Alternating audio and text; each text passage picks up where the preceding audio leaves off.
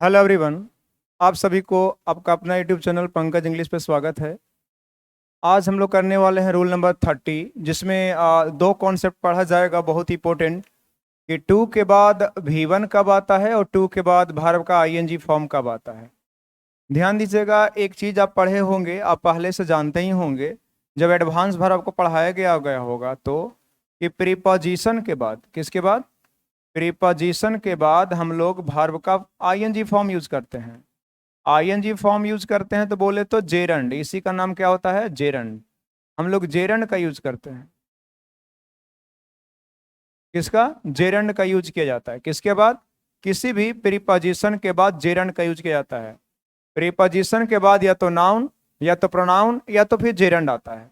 अब ध्यान दो, तो सर क्या टू प्रीपोजिशन नहीं है? हाँ, टू प्रीपोजिशन है। तो जब कभी भी टू प्रीपोजिशन का कार्य करेगा, प्रीपोजिशन के रूप में आएगा, तो इसके बाद वर्ब का ING फॉर्म आएगा। लेकिन टू जब V1 के साथ आता है तो इसका एक नया नाम आता है, क्या, इन्फिनिटिव। इसका नया नाम क्या है, इन्फिनिटिव। देखो, इसको इन्फिनिटिव बोला जाता है बाबू, ठीक है। तो टू प्लस वर्ब का बेस फॉर्म, वर्ब का फर्स्ट फॉर्म, ये इन्फिनिटिव है। और ध्यान दीजिएगा, टू जब प्रीपोजिशन का कार्य करने लगता है तो इसके बाद वर्ब प्लस ING होता है। अच्छा, वास्तव में क्या दर्शाता है छोटू? वास्तव में ये एक्शन को दर्शाता है। किसको, एक्शन को। एक्शन बोले तो ध्यान दीजिएगा, टू व्हाट, कोई आदमी क्या कर रहा है उसका जवाब दे दे तो उसी को बोलते हैं क्या, एक्शन। अच्छा, ये जो वर्ब प्लस ING है, इसका एक नया नाम क्या है, अभी बताया गया, जेरंड। क्या बताया गया, जेरंड, ठीक है। इसका नाम क्या है, जेरंड। अब ये जो जेरंड होता है ना, ये नाउन इक्विवेलेंट होता है। जेरंड जो है नाउन इक्विवेलेंट है, तो ये हमारा क्या हो जाता है, नाउन के जैसा हो जाता है। किसका, नाउन के जैसा। और नाउन के जैसा हो गया तो ये किसका जवाब देगा, व्हाट का। किसका, व्हाट का। व्हाट का। समझने की कोशिश कीजिए बात थोड़ा सा भाई।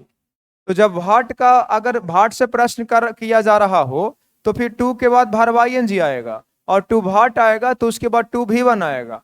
जैसे कि एग्जाम्पल देख लीजिए, एग्जाम्पल देख लो। I am going to market.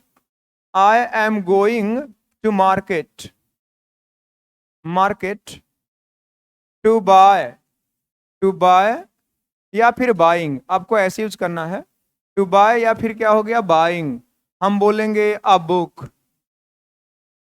आप थोड़ा सा इसमें प्रश्न करो कि आप मार्केट जा रहे हैं क्या, कि क्या करने के लिए। आप थोड़ा सा क्वेश्चन करो ना, मैं मार्केट जा रहा हूं, मैं मार्केट जा रहा हूं क्या, या फिर क्या करने के लिए। तो जवाब है क्या करने के लिए। डू व्हाट, किस लिए जा रहा है मार्केट भाई, तो एक्शन करने के लिए। और वो एक्शन क्या है, किताब खरीदने के लिए। तो किताब खरीदने के लिए जा रहे हैं तो टू के बाद V1 यूज करना पड़ेगा, इन्फिनिटिव। तो यहां पे क्या हो जाएगा, जेरंड हो जाएगा, ठीक है, जेरंड हो जाएगा। अच्छा, एक चीज हम लोग यहाँ पे यूज करेंगे, जैसे कि ध्यान दीजिएगा, जैसे कि आप यूज कर सकते हैं, I am use to, I am use to take, या फिर टेकिंग, टेकिंग टी। यहां पे भी आपका दो ऑप्शन है, आपको यूज करना है कि टेक होगा कि टेकिंग होगा। तो आप देखिए, तो यूज टू मतलब होता है आदि होना। यूज मतलब क्या होता है, यूज टू मतलब आदि होना।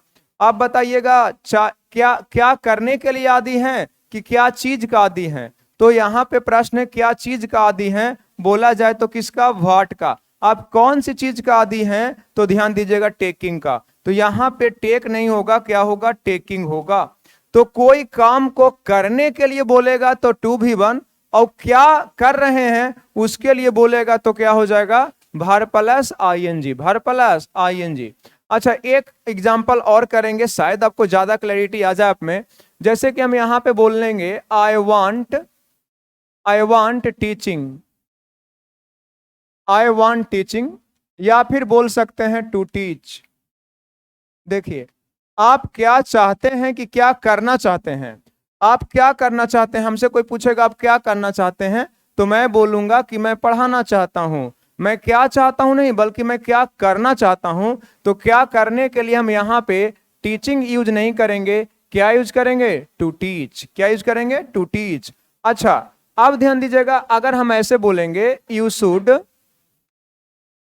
यू शुड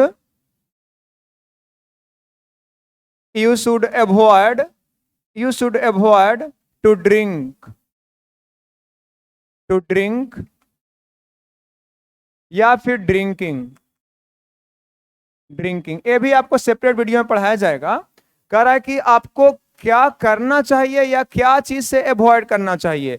तो कह रहे हैं कि आपको क्या चीज से अवॉइड करना चाहिए, बचना चाहिए। अवॉइड का मतलब बचना, क्या चीज से बचना चाहिए, क्या का जवाब आ रहा है और क्या से जवाब आ रहा है तो क्या हो जाएगा, नाउन। और नाउन क्या होता है, जेरंड, और जेरंड क्या होता है, नाउन पहले बोले तो भार प्लस आईएनजी। तो यहाँ पे टू ड्रिंक नहीं होगा, क्या होगा, ड्रिंकिंग होगा। ये थोड़ा सा स्टेनुअस कॉन्सेप्ट है डियर कि टू V1 कब आता है, टू भार आईएनजी कब आता है।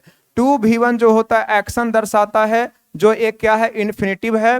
और टू यहाँ पे प्रीपोजिशन के रूप में ट्रीट होता है, तो इसके साथ भार प्लस आईएनजी आता है और ये नाउन इक्विवेलेंट होता है, व्हाट का जवाब देता है। तो जब कभी भी व्हाट का सेंस आ रहा हो, व्हाट का सेंस आ रहा हो तो आईएनजी लगाना, और जब डू व्हाट क्या करना है का सेंस आ रहा हो तो टू के बाद क्या लगाना, V1 लगाना। ये आपका कॉन्सेप्ट था जो डेप्थ था, लेकिन आपको एग्जाम में इतना सोचने की जरूरत नहीं है, आप इतना डेप्थ में जाकर नहीं सोच सकते हैं। आपको एग्जाम में ध्यान दीजिएगा 25 क्वेश्चन नहीं, आपको 45 क्वेश्चन मेंस में इंग्लिश का होगा और 25 क्वेश्चन आपका जीएस का होगा। टाइम आपके पास बहुत कम होगा, तो इतना आप सोचने लग जाओगे तो पेपर बन गया।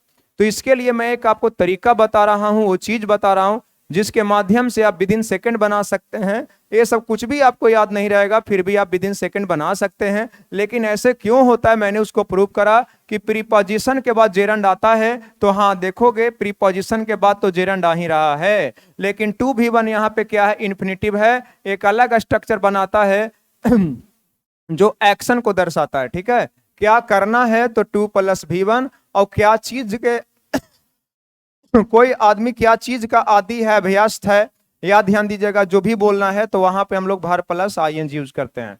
एक कॉन्सेप्ट था, लेकिन अब देखिएगा पॉइंट समझने का प्रयास कीजिए। कुछ ऐसे एक्सप्रेशंस हैं, कुछ ऐसे वर्ब्स हैं, कुछ ऐसे एडजेक्टिव हैं जो अपने साथ टू लेकर आता है, और इस टू के बाद हमेशा हमेशा के लिए जेरंड यूज होता है। जैसे कि देखिएगा बी एडिक्टेड टू या बी एक्स्टम टू। बी का मतलब क्या हो गया, is am are was were. Be का मतलब यहां पे क्या लिखा हुआ है, is am are was were, is am are was were लिखा हुआ है भाई। बी वर्ब इसी को बोला जाता है। तो अगर बी एक्स्टम टू है, बी एडिक्टेड टू है, बी हैबिचुएटेड टू है अभ्यस्त होना, बी इज टू आदि होना, बी कमिटेड टू। अब ध्यान दीजिएगा या तो ड्यू टू या तो ओविंग टू, मतलब की कारण से। लुक फॉरवर्ड टू आपको पढ़ाया गया है, लुक वाले फ्रेजल वर्ब में नहीं देखे हैं तो डिस्क्रिप्शन में लिंक रहेगा, उसको देख लीजिएगा। इसका मतलब होता है भविष्य में कोई चीज प्राप्त करने का आशा करना, या कोई चीज प्राप्त करने का, गेट करने का, ध्यान दीजिएगा, आशा करना, एक्सपेक्ट करना। The phrasal verb is look forward to. With a view to उसी के सेंस में। ऑब्जेक्ट टू मतलब कोई चीज को मना करना, ऑब्जेक्ट आपत्ति जताना। एडमिट टू मतलब स्वीकार करना। ये वर्स टू और क्या है, प्रॉन टू। ये जितने भी एक्सप्रेशन हैं सब में आप देख रहे हैं कि क्या है, टू है, और ये सारे के सारे में टू लगा हुआ है। इसके बावजूद V1 नहीं आएगा, क्या आएगा, वर्ब का आईएनजी आएगा। ध्यान देना भाई। इन जनरल जो रूल है, इन जनरल जो रूल है, टू के बाद क्या आता है, V1। अगर कोई बच्चा एडवांस वर्ब पढ़ता है, कुछ जानने चाहे नहीं जाने, ये वाला रूल उसको जरूर पता होगा। और एसएससी भी एकदम आसान पूछता है डियर। अगर एडवांस वर्ब से क्वेश्चन पूछेगा तो 90% में पॉसिबिलिटी होता है किसी पॉइंट से आपको पूछ देगा क्वेश्चन। तो याद रहे, अगर आप एडवांस वर्ब को डेप्थ में नहीं जानते हैं, कुछ भी नहीं जानते हैं, तो एक चीज याद रखना कि टू के बाद वर्ब का हमेशा कौन फॉर्म यूज होगा, फर्स्ट फॉर्म। टू के बाद वर्ब का कौन सा फॉर्म यूज होगा, फर्स्ट फॉर्म। लेकिन अगर टू में ये सारे एक्सप्रेशन मिल जाएं, आपको ये सारे एक्सप्रेशन मिल जाएं, तो ध्यान दीजिएगा इसके साथ हमेशा हमेशा के लिए वर्ब का फर्स्ट फॉर्म आएगा कि आईएनजी फॉर्म। आईएनजी फॉर्म बोले तो V4 फॉर्म, इसी को क्या बोलते हैं, जेरंड, और इसी को हम लोग बोलते हैं वर्ब प्लस आईएनजी। तो be addicted to, be accustomed to, be habituated to, due to, owing to, with a view to, look forward to, prone to, object to, admit to और अपोज टू, एटसेट्रा एटसेट्रा। इतना ही आएगा, इसी में से exam में पूछेगा। इसके बाद हमेशा हमेशा के लिए वर्ब का ध्यान दीजिएगा, वर्ब का फोर्थ फॉर्म आएगा, आईएनजी फॉर्म आएगा। आगे देखो, I am looking forward to, looking forward to है डियर, अभी अभी पढ़ाया गया कि इसके बाद वर्ब का आईएनजी फॉर्म आएगा। मीट हो जाएगा कि मीटिंग, मीटिंग।